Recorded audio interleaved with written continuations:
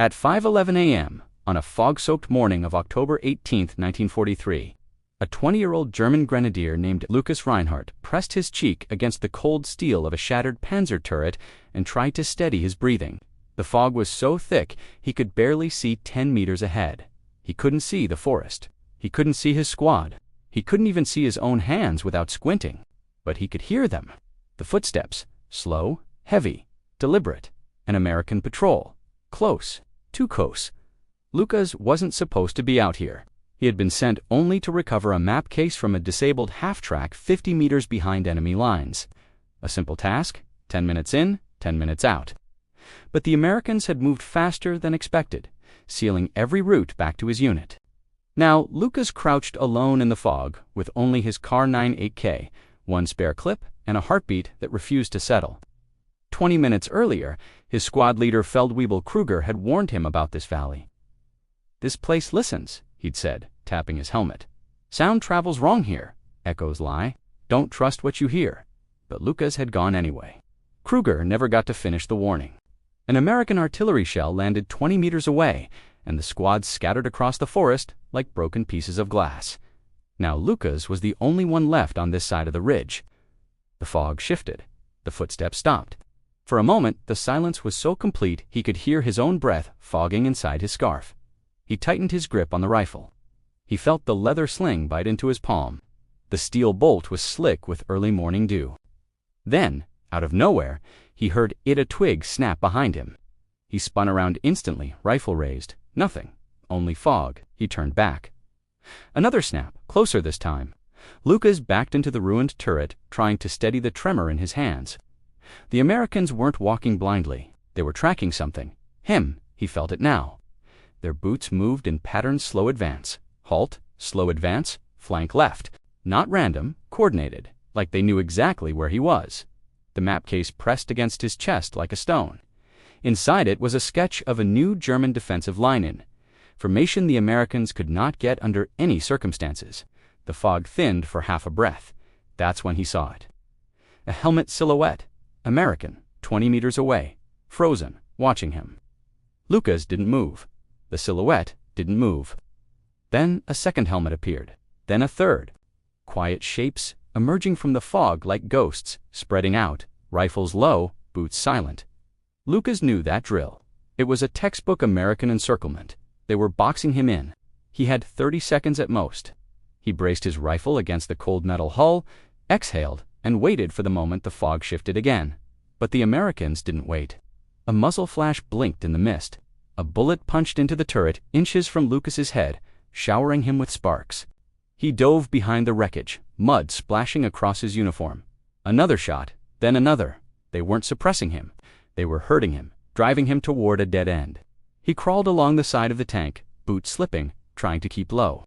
The fog swallowed the world in white. But Lukas was raised by a hunter. His father taught him to listen between sounds, not to the sounds themselves.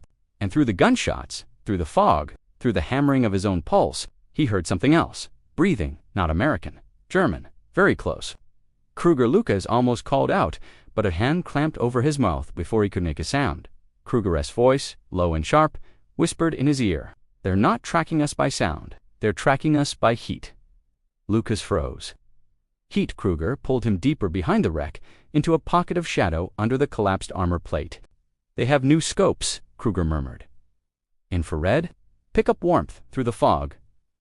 Lukas felt his blood run cold. Infrared scopes, here. In 1943, it sounded impossible. But the precision of their movements, the way they fired without seeing, it made sense now.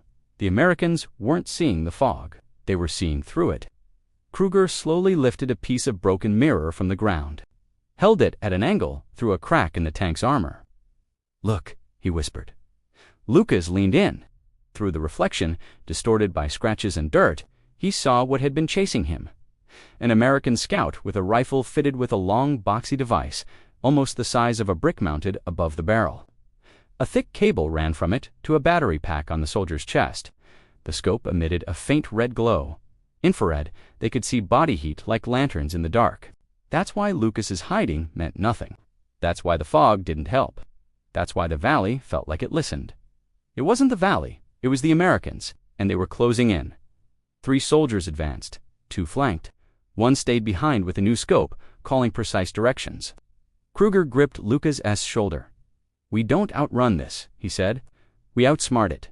Before Lukas could answer, Kruger crawled out of the shadow and grabbed a jagged metal plate from the wreck, still warm from yesterday's fire. A massive sheet of armor that held heat for hours. He dragged it into open fog.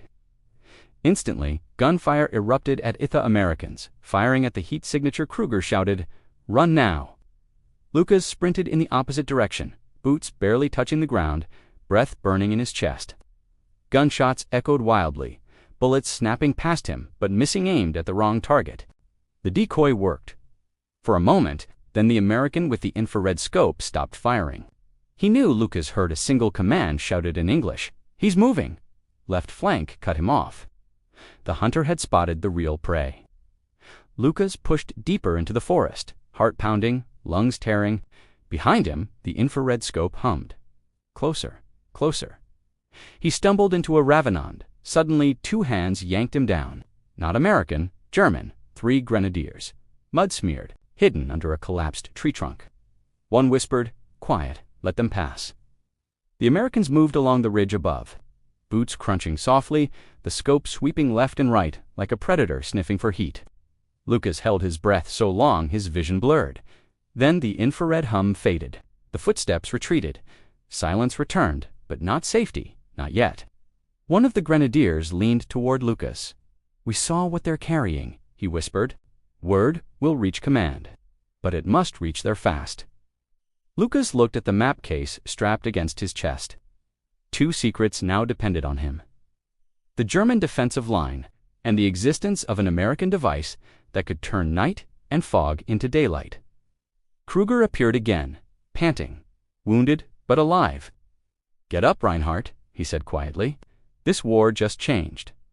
Lukas nodded, slung his rifle, and followed the squad into the trees. Behind them, the fog shifted again. This time not from wind, from footsteps, American. The infrared scope had picked up their trail again, and the hunt was far from over.